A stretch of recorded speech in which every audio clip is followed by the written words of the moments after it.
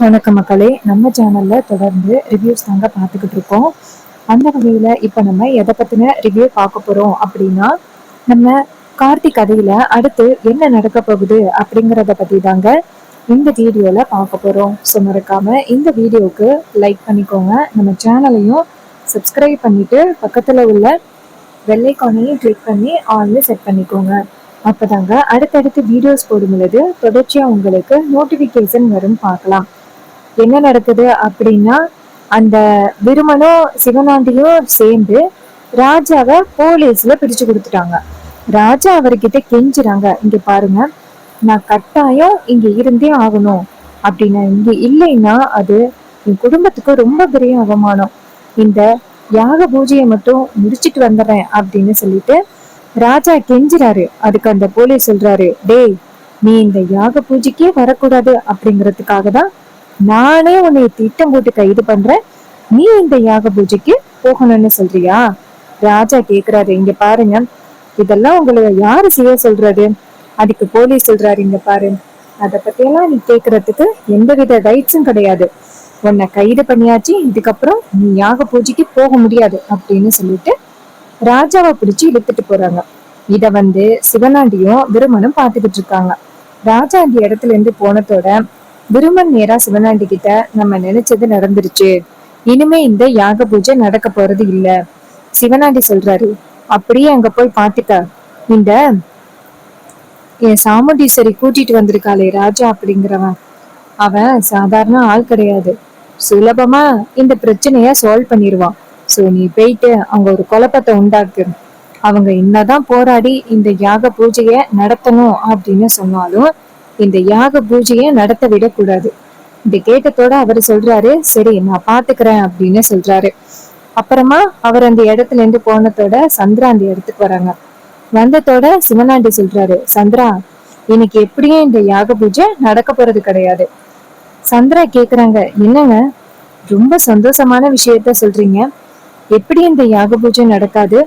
அதுக்கு சிவனாண்டி சொல்றாரு, அதான் அந்த ராஜராஜா இருக்காருல்ல, உன்னோட மாமா, அவரை போலீஸ் பிடிச்சிட்டு போயிட்டு, அவரு இருந்தாதானே இந்த யாக பூஜை நடக்கும், அவர் வந்துதான் இந்த யாக பூஜையும் அப்புறம் இந்த கோவில் கும்பாபிஷேகமும் நடக்கணும் அப்படின்னு ஊர் மக்கள் எல்லாமே காத்துக்கிட்டு இருக்காங்க. அப்படி இருக்கையில அதான் உன் மாமா இப்ப இல்லையே. இதை கேட்டதோட சந்திரா சொல்றாங்க, ஏங்க அவருக்கு எந்த ஆபத்தும் இல்லையில, ஏதாவது ஆபத்து வந்துச்சு சாமுண்டீஸ்வரிய அப்புறம் பத்ரகாளியா தான் பார்க்க முடியும். சிவனாண்டி சொல்றாரு, இங்க பாரு, கொஞ்ச நேரம் மட்டும்தான் அவரு அந்த ஜெயிலுக்குள்ள இருக்க போறாரு, யாக பூஜை நின்னதோட அதுக்கப்புறம் அவரை ரிலீஸ் பண்ணிடலாம். அதுக்கப்புறம் அவர் என்னதான் கெஞ்சினாலும் யாக பூஜை நடக்காது. நல்ல நேரத்துலதான் இந்த யாக பூஜை நடக்கணும், இடையில ஸ்டார்ட் ஆகிட்டுன்னா யாராலையும் எதுவும் பண்ண முடியாது. இது கேட்டதோட சந்திரா ரொம்ப சந்தோஷப்படுறாங்க. என்னங்க, ரொம்ப அருமையான ஒரு பிளான் பண்ணிருக்கீங்க, சரி ஓகே. சிவனாடி சொல்றாரு, அதோட அந்த சாமுண்டீஸ்வரி வேற ஏதாவது முடிவு பண்ணி இந்த யாக பூஜையை நடத்துறதுக்கு ட்ரை பண்ணாலோ இல்ல அந்த பரமேஸ்வரி ட்ரை பண்ணாலோ நீ இடையில புகுந்து தடுத்துரு.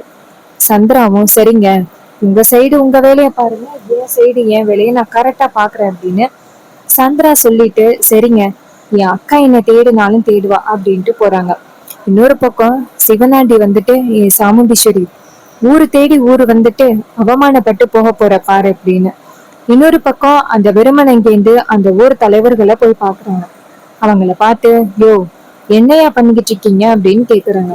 அந்த இடத்துல நம்ம கார்த்தி இல்ல. அப்ப அவங்க கேக்குறாங்க, யோ என்னையா, என்ன வேணும் உனக்கு? மயில் வாகனம் நேரா விருமனை பாக்குறாங்க. இவன் தானே கார்த்திக்கு தெரிஞ்சவன், இவன் மட்டும் இந்த இடத்துக்கு வந்தா கண்டிப்பா கார்த்தி யாருங்கிற விஷயத்த அத்தை கிட்ட சொல்லிடுவானே அப்படின்னு மயில் வாகனம் நினைக்கிறாரு. நீ எப்படியாவது இந்த இடத்துல இருந்து காலி பண்ணணும் அப்படின்னு. அதே நேரம் விருமன் இங்கேருந்து இந்த யாக பூஜையை நிப்பாட்டுங்க, இந்த யாக பூஜை இனிமே நடக்கிறதுல எந்தவித பிரயோஜனமும் இல்லை அப்படிங்கிறாரு.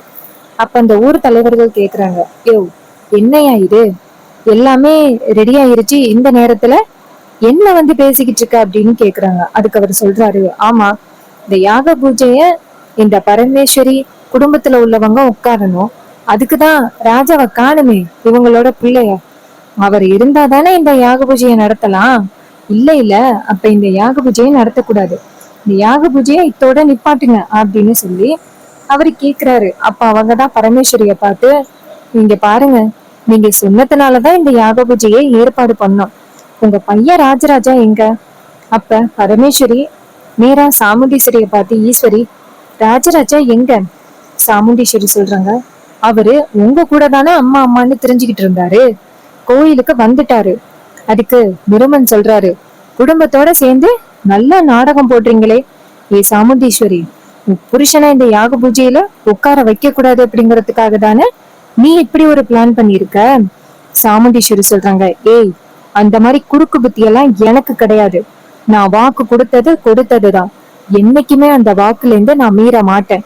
அவரு இந்த யாக பூஜைக்கு வரட்டும் அப்படின்னு சொன்னதே நான் தான். அப்படி இருக்கையில நானே அவர் வரக்கூடாதுன்ட்டு ஏதாவது பிளான் பண்ணுவேனா? கண்டபடி வளராத. அப்ப விருமன் கேக்குறாரு, அப்புறம் புருஷன் எங்க? ஓடிட்டானா? இத கேட்டதோட பரமேஸ்வரி சொல்றாங்க, இங்க பாரு விருமா, என் குடும்பத்துக்குள்ள பிரச்சனை உண்டாக்குறதே உனக்கு வேலையா போச்சு. விருமன் கேக்குறாரு, இங்க பாருங்க, அதெல்லாம் விடுங்க. இன்னைக்கு இந்த யாக பூஜை கட்டாயம் நடந்தே ஆகணும்.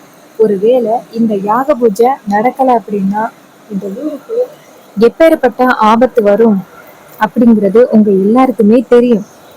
யாக பூஜையை நடத்துறோம், கோவில் கும்பாபிஷேகத்தை நடத்துறோம் அப்படின்னு பூஜையெல்லாம் ஆரம்பிச்சுட்டு அதிலேயே நிப்பாட்டுனா, ஏற்கனவே 30 வருஷம் இந்த கோவில் திறக்காம இருந்துச்சு, மழை தண்ணி பார்க்காம ஊரு வறண்டு போய் கிடந்துச்சு, பல அசம்பாவிதங்கள் நடந்துச்சு.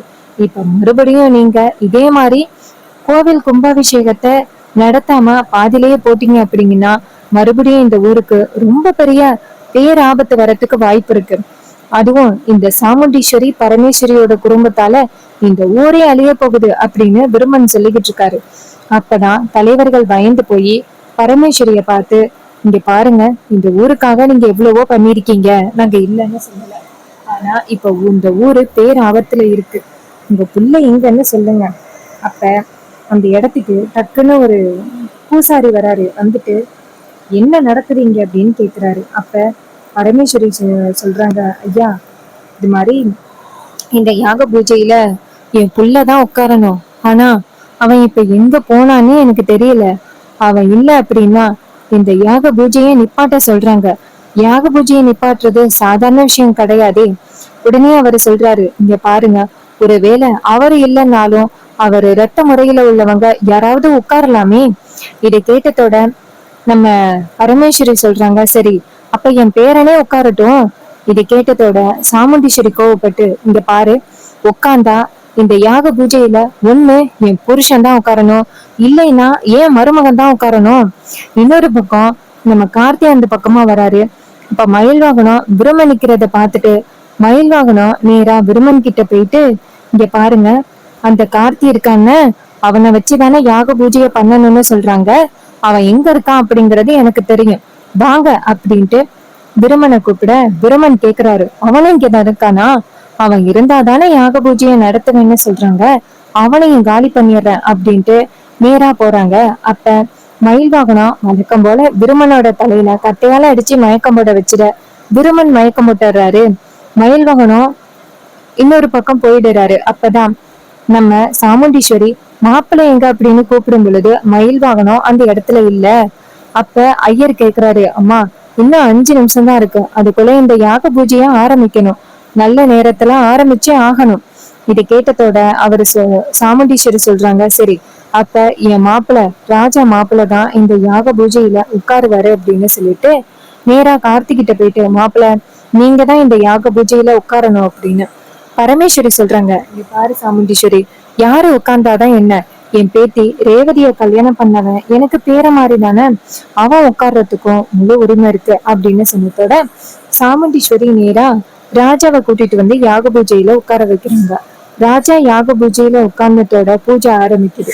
இன்னொரு பக்கம் நம்ம ராஜராஜாவை காமிக்கிறாங்க.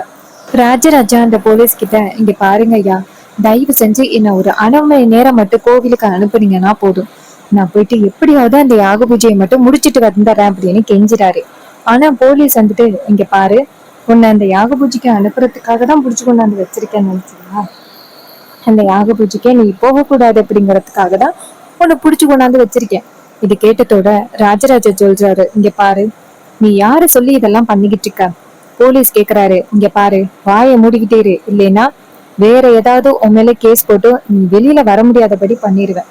இது கேட்டதோட ராஜராஜா, கடவுளே, நீதான் எப்படியாவது அந்த யாக பூஜைய தடையில்லாம நடத்தணும் அப்படின்னு வேண்டுறாங்க.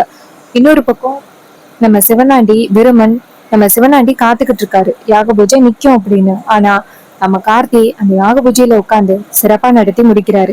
இன்னொரு பக்கம் சிவனாண்டிக்கு தகவல் போகுது, யாக பூஜை நல்லபடியா முடிஞ்சிருச்சு அப்படின்னு. இது கேட்டதோட சிவனாண்டிக்கு செம ஷாக்கு. அங்க உள்ளவங்க கிட்ட சிவனாண்டி கேக்குறாரு, எப்படி இந்த யாக பூஜை எப்படி நடந்துச்சு? அவங்க சொல்றாங்க, அதான் அவங்களோட மருமகன் இருக்காங்க ராஜான்னு, அவரை வச்சு யாக பூஜைக்கு முடிவு பண்ணிட்டாங்க. இதை கேட்டதோட நம்ம சிவனாண்டி அதிர்ச்சி ஆகுறாரு.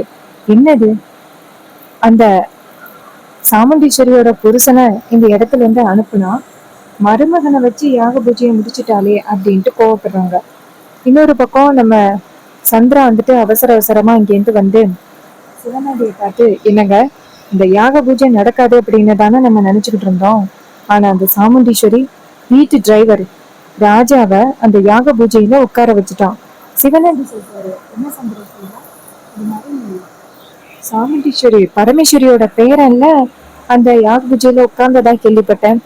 அப்ப சந்திரா சொல்றாங்க, இல்லங்க, ராஜா தான் உட்கார்ந்துருந்தான். அதே நேரம் அந்த விருமன் வந்துட்டு தலைய புடிச்சுக்கிட்டு அந்த இடத்துக்கு வராரு. வந்ததோட சிவனாண்டி கேக்குறாரு, யோ, எங்கேயா போயிருந்த? இந்த யாக பூஜையை எப்படியாவது நிப்பாட்டு அப்படின்னு தானே இந்த ராஜராஜாவா கடுத்துட்டு ஓங்கிட்ட பொறுப்பை ஒப்படைச்சு. அதுக்கு அவர் சொல்றாரு, இங்க பாருங்க, கரெக்டா அந்த கார்த்தி யாரு அப்படிங்கிற விஷயத்த சொல்லும் போது மட்டும் யாரோ என் தலையில அடிச்சு என்னை மயக்கமாக்கிடுறாங்க. ஃபர்ஸ்ட் நான் அது யாருன்னு கண்டுபிடிக்கிறேன். அதுக்கு சிவனாண்டி கேக்குறாரு, கல்யாணத்து அன்னைக்கு அப்படித்தான், ஏதோ உண்மையை சொல்ல போறேன் அப்படின்னு சொல்லிட்டு வந்து சொல்லிக்கிட்டு இருந்தேன். கடைசி வரைக்கும் எந்த உண்மையுமே சொல்லல. அதே மாதிரி இப்பயும் சொல்ற, நீ எந்த உண்மையை தான் சொல்றதுக்கு முயற்சி பண்ற அப்படின்னு எனக்கு இப்ப கூட தெரியலையா அப்படின்னு சொல்லி பேசிக்கிட்டு இருக்காங்க. அப்ப நம்ம சந்திரா சொல்றாங்க, இங்க பாருங்க, அதை விடுங்க, இப்ப என்ன பண்றது?